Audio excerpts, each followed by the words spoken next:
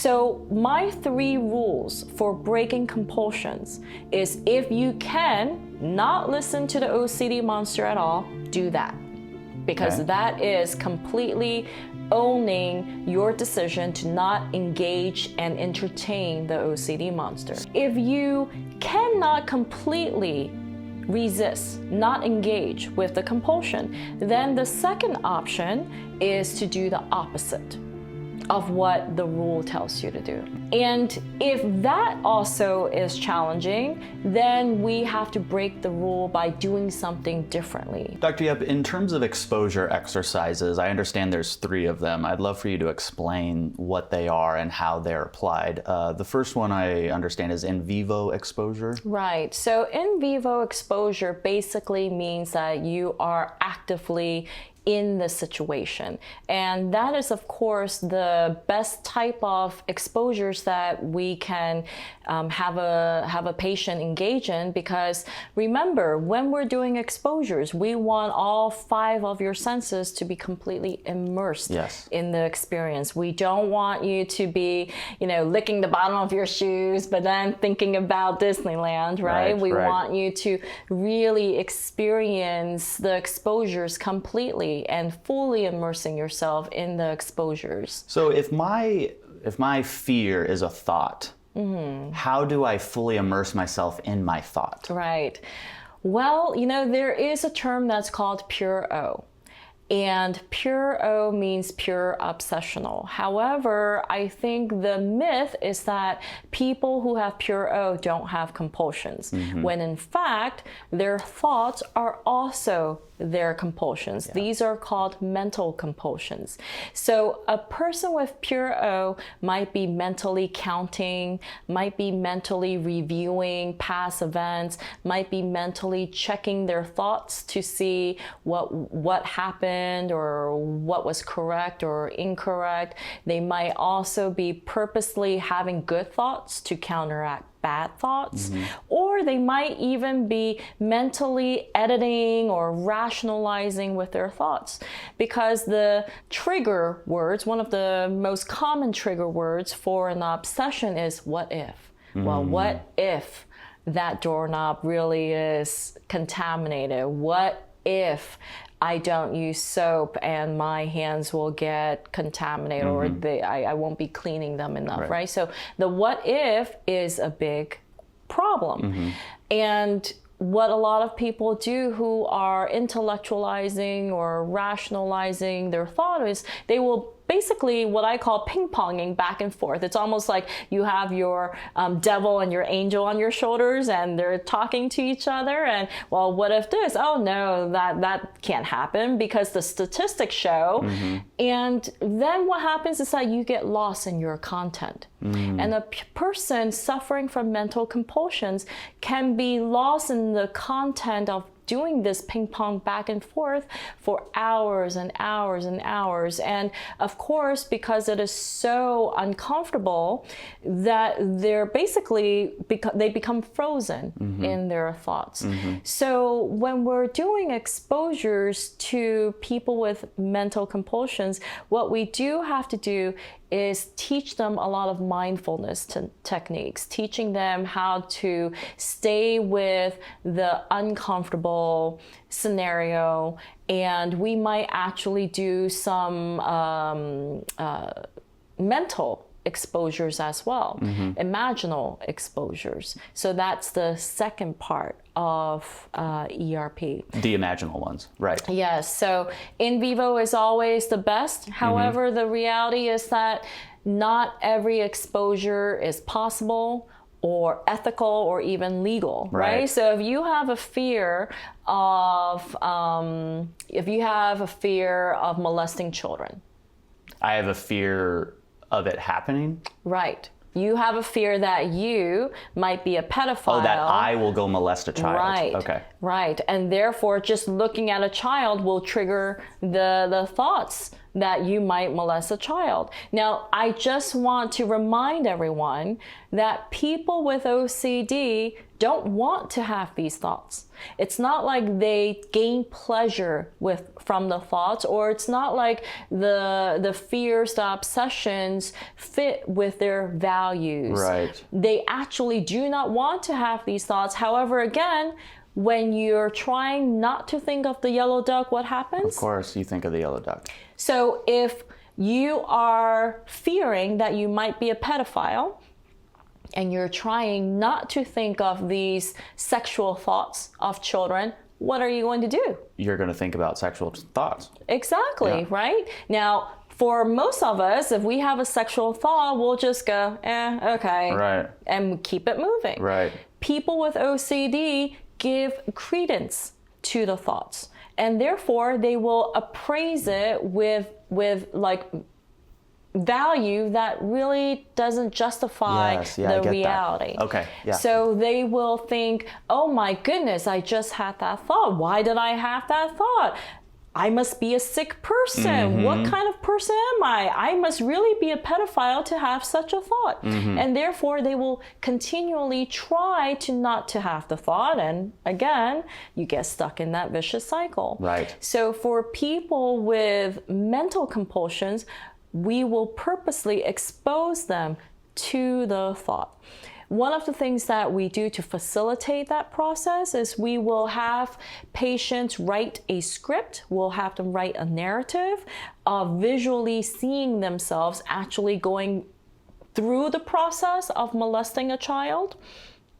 Now, I see your eyes bug out there. I'm shocked by that. Yeah. Well, of course. Yeah. You have to realize it's not like the person gained any pleasure from having the visual images, right? But part of my shock is thinking, if you asked me to do that, I don't know if I would. Well, if you don't have OCD, you probably wouldn't have to. And if you do have OCD, and if you want to get better, if you want to gain long-term relief, then this is the way. This is what you do. Okay. Remember, if you are only to think of the yellow duck, does the yellow duck last?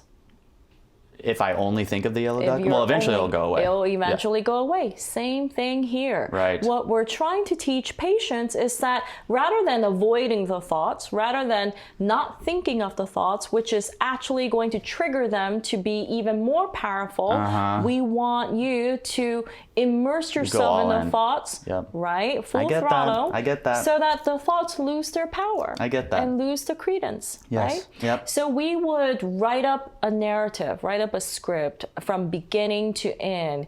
And what I tell patients is that you have to use active verbs, right? So like, I am running versus I ran. It has to be in the present moment. It has to be present tense. It cannot be in the past. You're not seeing yourself as if you've already done it. You're actively engaging in it right now.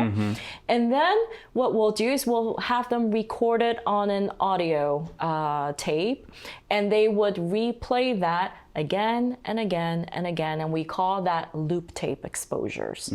So we would have them put on the earbuds, keep playing it again and again and again, and you know, for some people who are able to compartmentalize very well, they might be hearing it and yet they're mentally escaping. Right? Which is no good. Which is not what we want. We want you to completely immerse yourself. So for those people, what we do is we will put you in situations that would actually reinforce the imaginal exposure. So for example, even though I can't have you go and molest a child, right?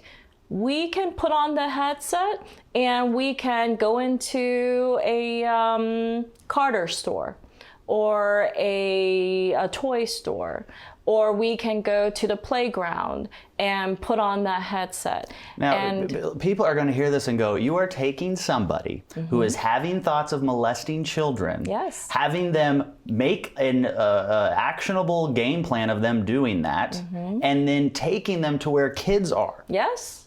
People are going to go, why are you doing that? Because the person doesn't really want to have the thoughts. Yeah. The person, here's a lot of patients with OCD will say, well, Dr. Yip, how do I know that I'm not really a pedophile? How do I know that I'm not really a bad person? How do I know that I'm not a sexual predator? And the reality is that a pedophile would not be asking that question. That's right. A pedophile would not wonder, am I really a pedophile or not? Yeah, they're like, I'm a pedophile would not question, well, why am I having these thoughts? Yes. A pedophile would not find the thoughts disgusting. Right. Okay? Right. Whereas a person with OCD find the thoughts and images disgusting. Right. Okay, I get that. So the self-guided exposures, is that using the headphones and the Yes. tapes? Okay. Yes. So Now, could you ever use a imaginal exposure or the self-guided exposures as a step before the in vivo? Meaning, if I have a severe contamination, can I start with headphones? We can, and I think it really depends on the situation, depends on the person, it depends on the situation. If a person is unwilling to actually, play with children, then we might start with that. We might start slow and move our way up. Yeah, So that okay. is a possibility. If you like psychology and learning about mental health and want to learn more while meeting other people who are interested, explore your membership options using the link below this video or visit medcircle.com. If you have more than one compulsion, how do you know which compulsion to tackle first? You always have more than one compulsion. Oh, okay, great. Right. So how do I determine which one is the most important? Depending on what that rule is. Right? So again, when we developed the fear hierarchy. Got it. We determined what are the rules that we're going to break. And here's the thing. It is easy to say, well, just don't wash your hands. Just don't check again. Just don't seek reassurance. That's always easier said than done. So my 3 rules for breaking compulsions is, if you can not listen to the OCD monster at all, do that. Because Okay. that is completely owning your decision to not engage and entertain the OCD monster. So I wake up every morning for 10 years, I've washed my hands 3 times. If tomorrow I can wake up and I feel that urge to go wash my hands, and I go, no, that's my OCD monster. I don't do what he says anymore, Joe. So I'm not going to do it. You like that option? Yes, Okay. that would be, of course, preferable. However, as I've said, not everyone can do that. And that is very, very challenging. So if you cannot completely resist, not engage with the compulsion, then the second option is to do the opposite of what the rule tells you to do. Okay. So if the rule says you need to take 5 steps forward, maybe you take 5 steps backward, right? So you do the opposite. And if that also is challenging, then we have to break the rule by doing something differently. So again, rather than washing your hands 3 times, maybe you just wash it 2 times. Maybe you wash it 1 time. Maybe rather than using hot scalding water, you use cold water. Rather than using 3 pumps of soap, you use half a pump. Got or it. maybe you don't use soap. Right. I Right, like so this. you're Yeah. changing up the rule. As long as you can change the rule, then that will allow you the feedback that, oh, okay, well, I didn't do exactly the same thing, and I'm still okay. I'm still here. Yep. So let me try to break it even further, break the Yes. rule even further. Yes, so good. And your job is to completely break the rules over time. Yes. Okay. How long does an ERP therapy program typically last? Well, again, that depends on the individual person, on the severity. If a person has your very straightforward OCD, then, an ERP program can be 6 months or less. On a once weekly basis. However, that's rarely the case. And, if we are to go back to the statistic that it takes a person 14 to 17 years from the beginning of symptoms, from the symptom onset to actually getting appropriate treatment, exposure and response prevention therapy. That is a lot of time for behaviors to be formed. That's right. And for compulsions to evolve and morph and just gain strength. So by the time a person actually finds treatment, you're rarely seeing just your straightforward contamination, checking, ordering. You're usually seeing many different types of compulsions that become very complex and become very severe. Some patients might be completely debilitated. They're not able to attend to their work, to their school. They're not enjoying any social activities. And therefore, that is when a more intensive approach is needed.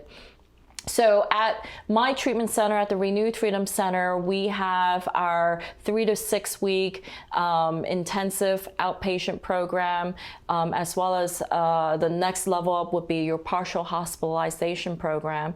So intensive treatment is more of, you're seeing your therapist for more than 45 minutes once a week. You're seeing them for maybe 3 hours a day for 5 days a week, or you might be seeing them for 6 hours a day for 5 to 7 days a week.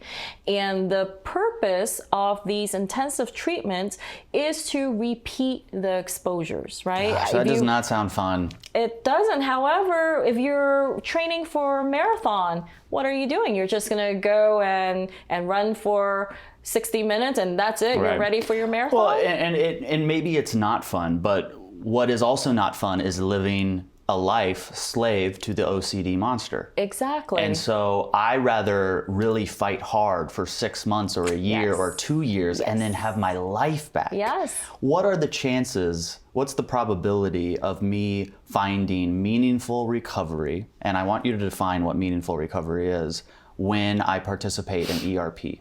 Well, meaningful recovery to me means that you are able to gain your quality of life back, meaning that you're able to engage in your world in ways that are valuable to you, that is meaningful to you, that you find fulfillment in. You're able to be at work and not be stuck in your ruminations. You're able to be at a dinner table with your family, if people still do that these days, however, be at the dinner table with your family and actually engage in a conversation without constantly have to distract yourself because you're stuck in a mental compulsion. That you're able to just be outside and live the life that you want to live. So that's what a meaningful life means to me.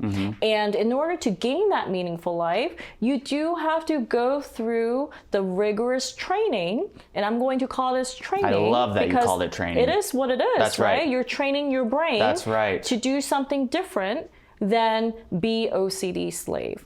So if you want to live a quality life, you have to go through the mental exercises, the mental training in order to get stronger, in order to build that tolerance, in order to gain the resiliency and confidence to fight back your OCD monster. So what percentage of people who go in and fight come out with a meaningful recovery? Research shows that at least 70 people who go through ERP or medication actually gain relief. They find benefit. 70% of people? 70% of people. Okay. Right. That's great. Yes, that is great. That's amazing. So, there is a large proportion of people, 30%, it's still a big part to me, who do not find the relief that they want.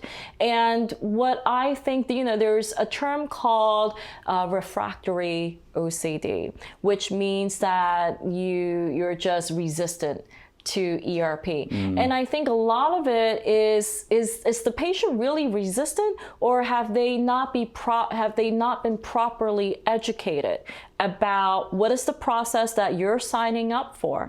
Are they not prepared? So they don't really believe in treatment, or they're not really motivated to engage in treatment. So obviously, if a person really understands the purpose of ERP and how it works, then it only makes sense to go through this rigorous training in order to gain that relief. Yes, because absolutely. whether you go through the training or not, to be realistic, you're going to be mentally engaged in your obsessions anyway. Right. And the question is, do you want to let the OCD monster control those obsessions, telling you what to do, when to do it, how to do it? Or do you want to gain that control back? And if you want to gain that control back, then you do have to go through that rigorous training. Yes. So well said, Dr. Yip. I highly encourage you to check out Dr. Yip's other MedCircle series, Freedom from OCD. And because ERP is so closely related to cognitive behavioral therapy, I'd also suggest you check out that series at MedCircle as well. Dr. Yip, final words on ERP. ERP is exercise for your brain. All right. The more you flex those muscles, the stronger you'll become. Thank you for watching. I'm Kyle Kittleson. Remember, whatever you're going through, you got this.